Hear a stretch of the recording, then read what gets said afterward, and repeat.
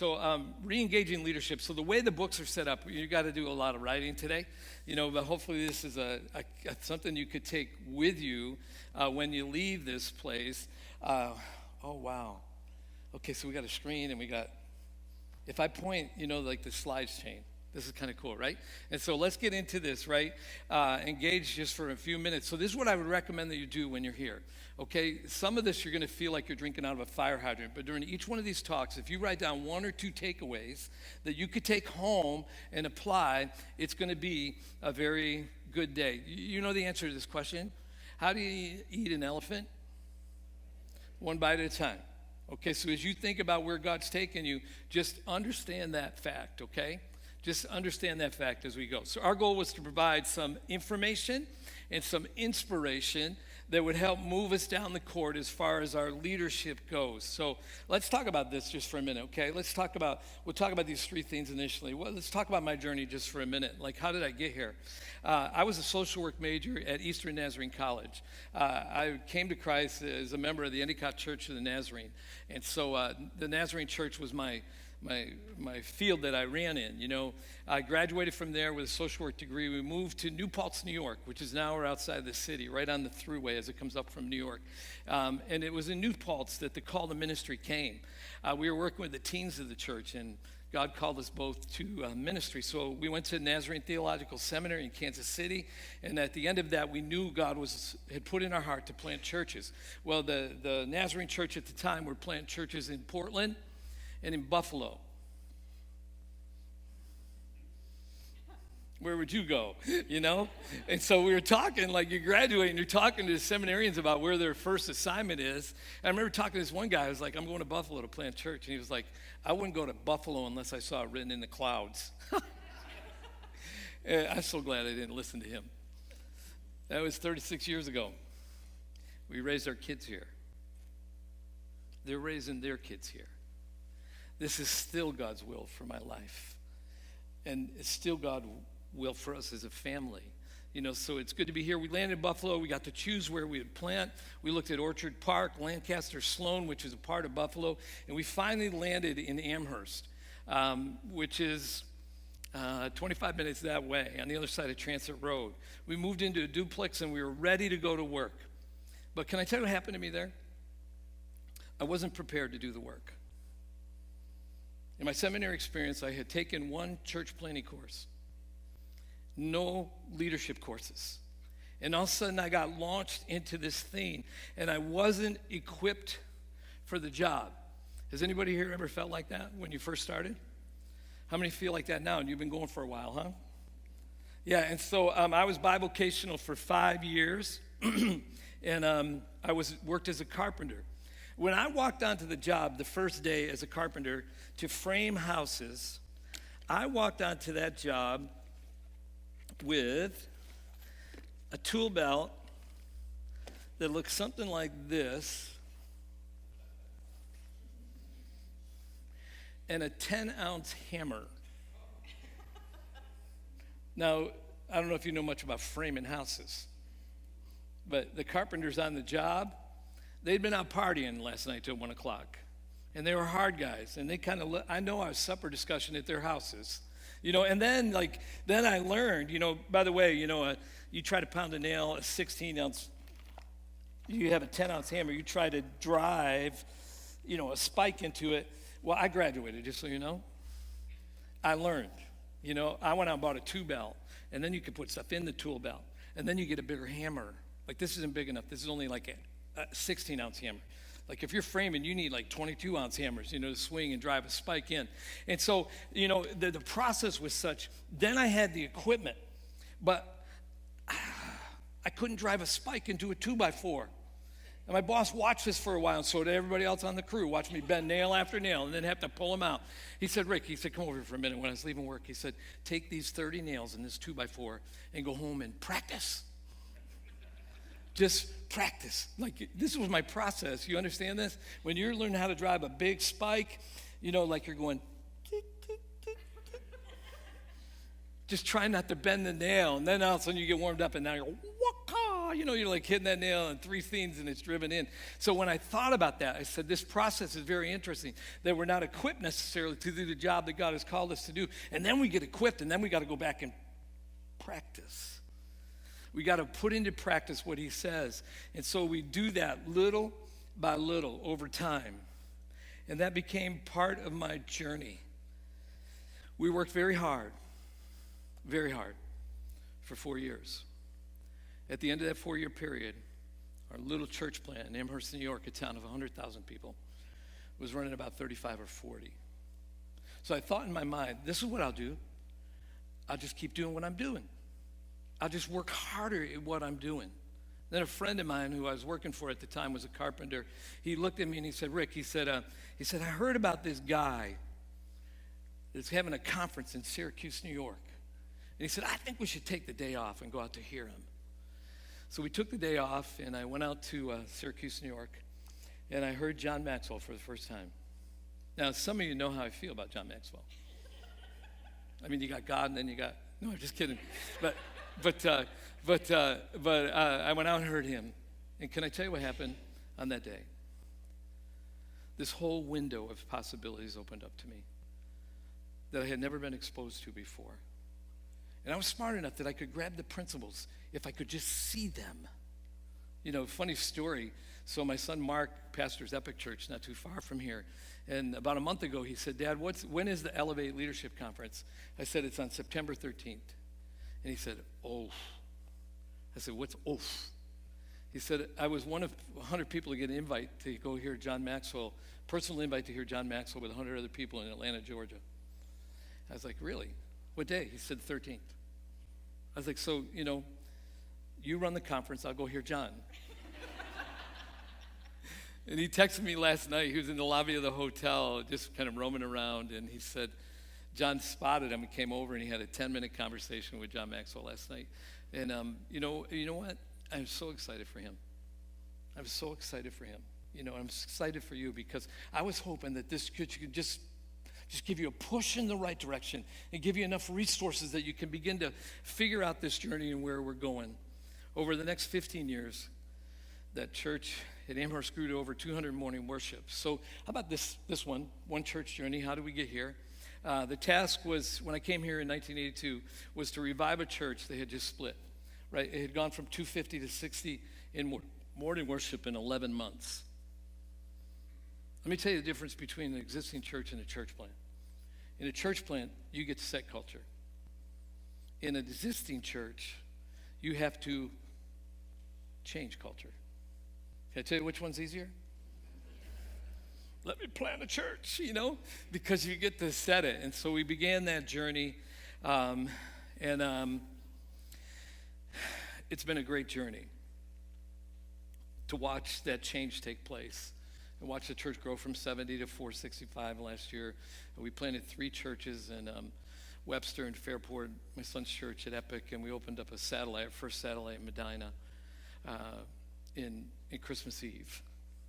I tell you that to tell you this, that what we share today out of our journey, I believe it's scalable. I believe it works in rural, suburban, or urban churches.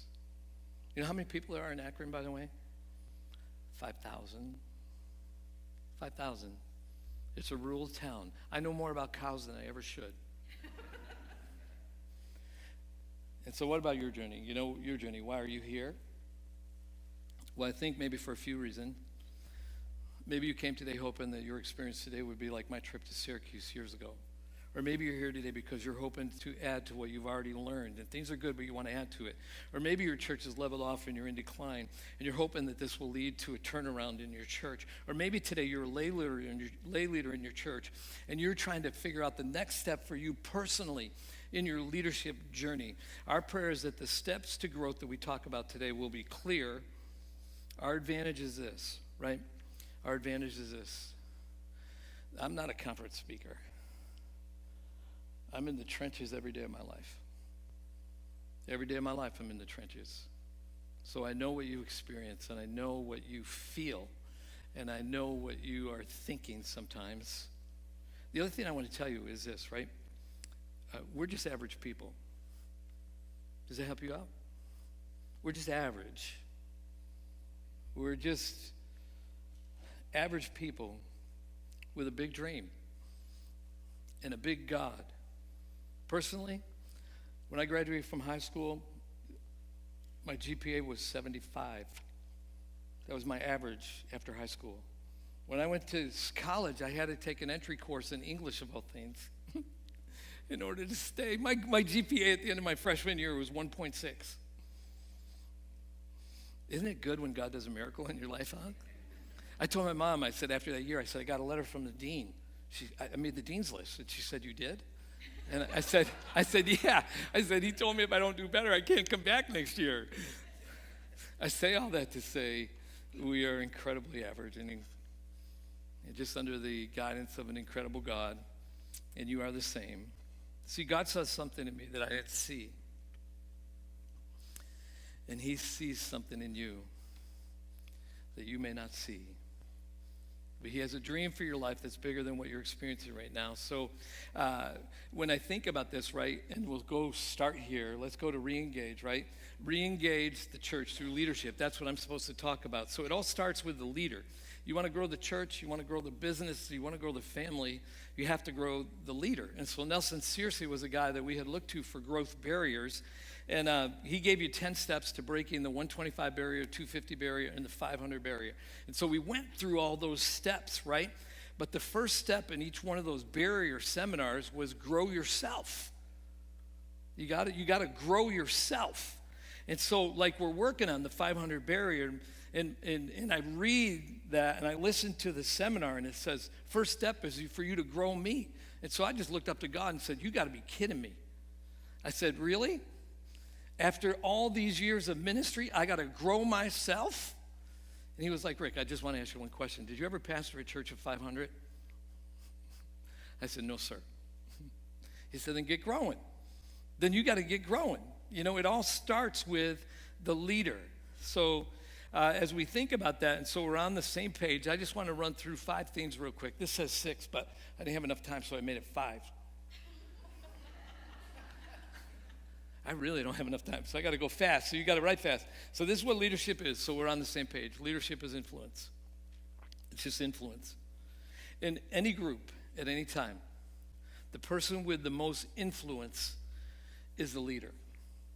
It's not the tag on the door. It's not the corner office. It's not the position or job description. It's influence. Who do people follow in that situation?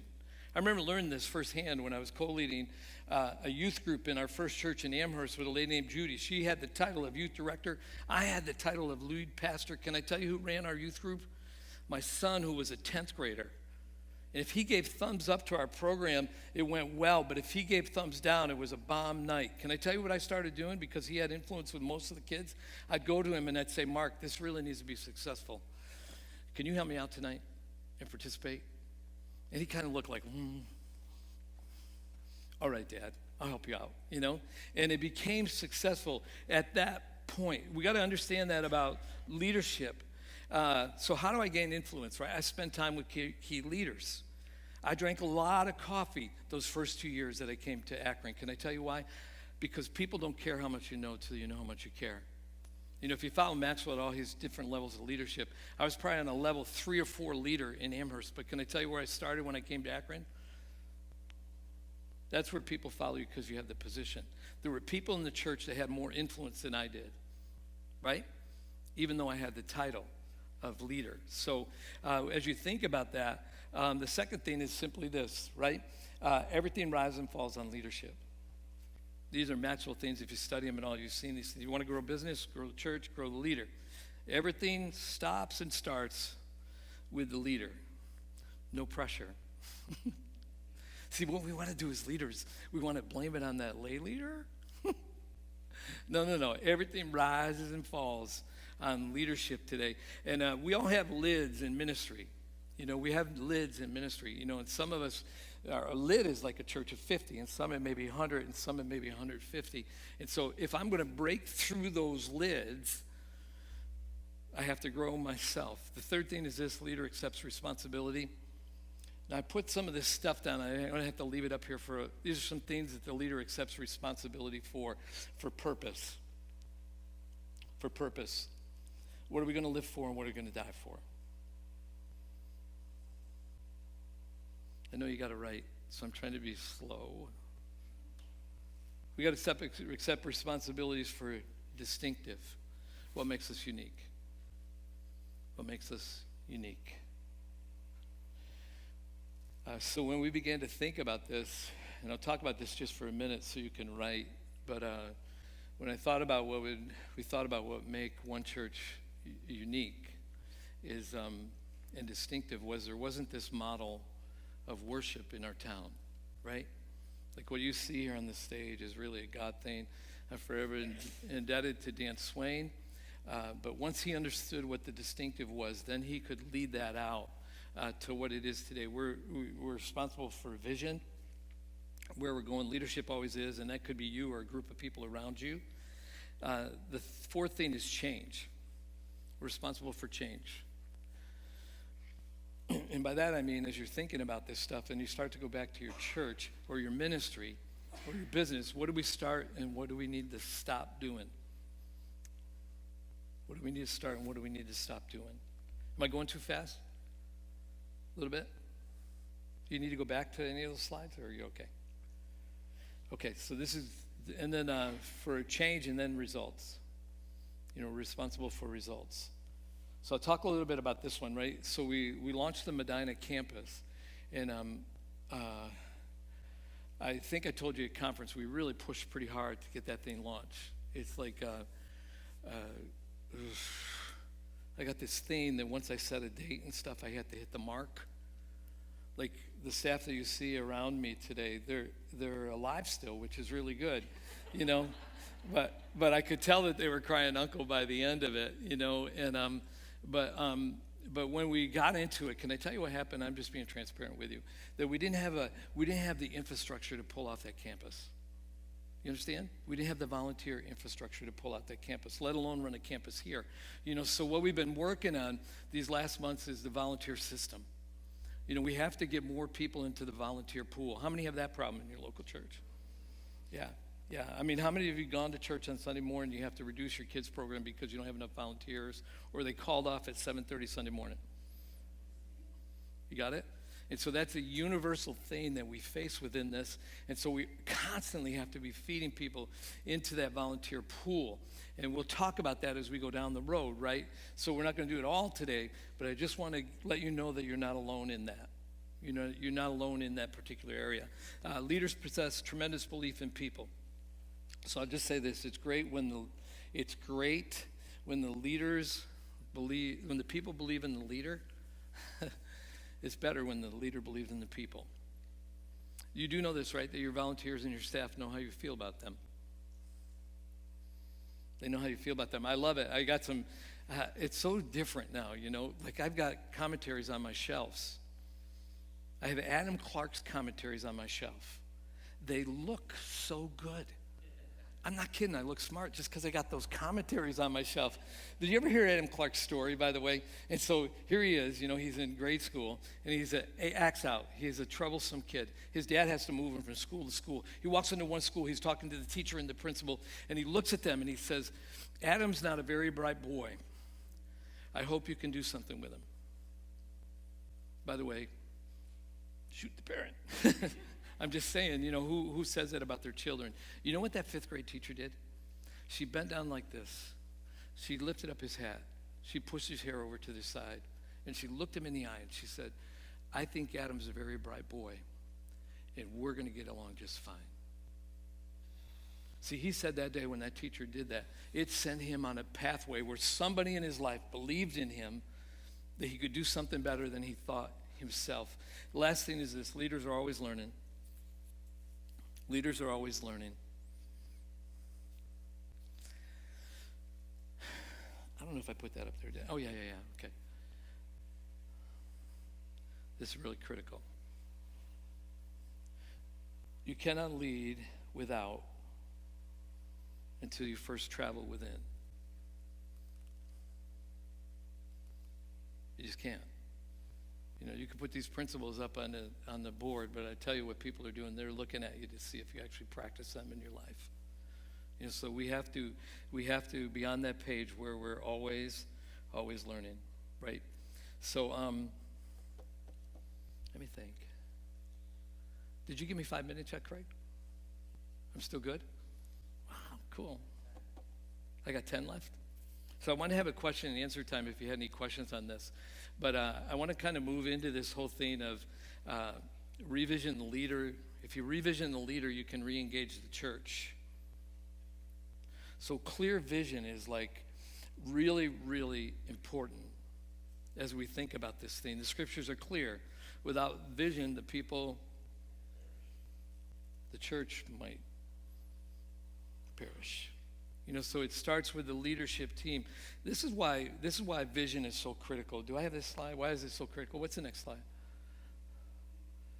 This is why vision is so critical. American Church Crisis by David Olson.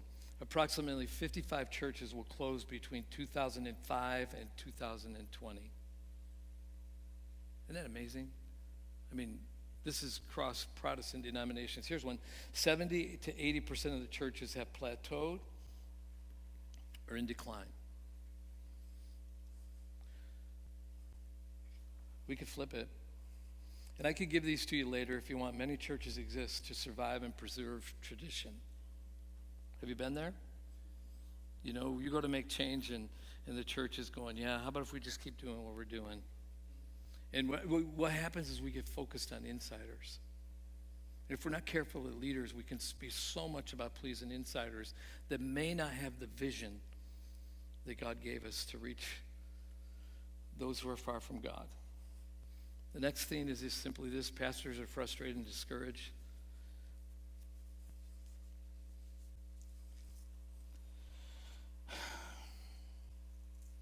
When I read that one, that was what drew me to this. I remember what it was like to be in Amherst, New York, having gone to seminary, and I felt so alone. I felt so much like I did not know what to do next. And so the thing enters your mind. Like there's a stat that I think was up there before. Only 25% that start their careers in ministry finish their careers in ministry. There's a shortage. I think some of it is the secret of this. I'm glad for your vision, Pam, because, we have to get the things that seminary didn't teach us or Bible college didn't teach us, We have to get those things. We have to resource. If I told you my vision for this whole thing, can I tell you what? My vision for this whole thing, I'm just looking at you today. I'm telling you my vision for this whole thing. That once you get this stuff, you're responsible. You're responsible. This isn't just for you to hoard and have for you. This is for you to begin to ask the question, who can I pour my life into? And who's close to me that I can begin to pass these things unto? I think it's you know what this is? It's one beggar telling another beggar where to get food. That's all. And if we know where it is, then we got to share it. Then this one, and maybe you've been here before, not able to bring meaningful change. It's like once you're trying to get that thing turned in a direction, we have early adapters that are like going,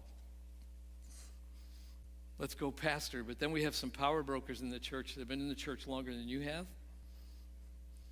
Is it all right if I say hell? So they're over there going, hell no, I won't go, huh? And how we transition those people to actually take on the vision. It's funny, we're in a board meeting the other night, and so Monday and Tuesday, Mike McAvoy from Open Arms Church in Bradford, Pennsylvania, brought 3 of his team members up just to sit with us and walk through our Monday and Tuesday and just see how we do that as a team. And so Mike said, I want to observe you in a board meeting. And so I said, oh boy. And so Mike comes into our board meeting, and one of the things that I presented that night is we decided not to buy land in Medina because it would cost a lot of money, and it would take some of the money that would be for mission. And so we decided not to do it right yet because we can still grow. And so in a Medina campus, like the building on the parking lot side doesn't look like inviting. When I look on the outside, there's not enough signage, There's not something that says, hey, come on in. And so I said, I was thinking that if we just replace those doors with a glass door, put up some more signage, it would look really, really good, and it'd be more inviting because now it looks like a warehouse, And so I just talk this, and I talk it and talk it. And I said, I think we're ready to take a motion. And one of the youngest board members on our board said, I'll make a motion. I said, what's your motion? And he said, I make a motion that we have a price for how much this is going to cost before we approve it.